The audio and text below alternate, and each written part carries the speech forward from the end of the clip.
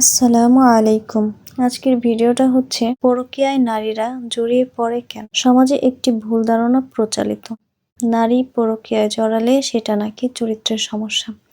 কিন্তু বাস্তবতা হলো অধিকাংশ ক্ষেত্রে নারীর পরকীয়া শরীর থেকে নয়, শুরু হয় মন থেকে। মানসিক অবহেলা ও একাকিত্বই অনেক নারী সংসার থেকেও ভীষণ একা। স্বামী শারীরিকভাবে পাশে থাকলেও মানসিকভাবে অনুপস্থিত। কথা নেই, যত্ন নেই, অনুভব করার কেউ নেই।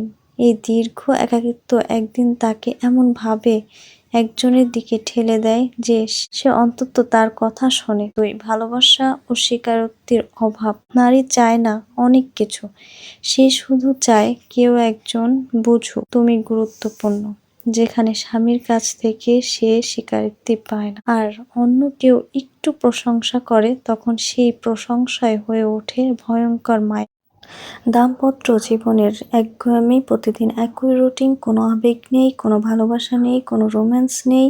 নারীর মনও তো অনুভূতির, সে চায় নতুন করে ভালোবাসা অনুভব করতে। এই একঘেয়েমি অনেক সময় তাকে ভুল সিদ্ধান্তে ঠেলে দেয়। দীর্ঘদিনের দমন করা কষ্ট অনেক নারীর বছরের পর বছর অপমান, অবহেলা, নির্যাতন সহ্য করে এক সময় সে ভেঙে পড়ে। আর তখন যে একটু সহানুভূতি দেখায়, সেই মানুষটাকেই সে নিরাপদ আশ্রয় মনে করে। সামাজিক মাধ্যম ও সহজ যোগাযোগ, ফেসবুক, ইনস্টাগ্রাম, হোয়াটসঅ্যাপ।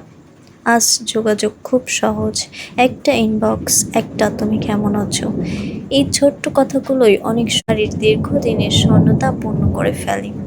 আত্মসম্মান বোধ হারিয়ে ফেলা একজন নারী যখন বারবার শুনতে থাকে তুমি কিছুই পারো না, তোমার কোনো মূল্য নেই, তখন সে নিজেকেই ভুলে যায়।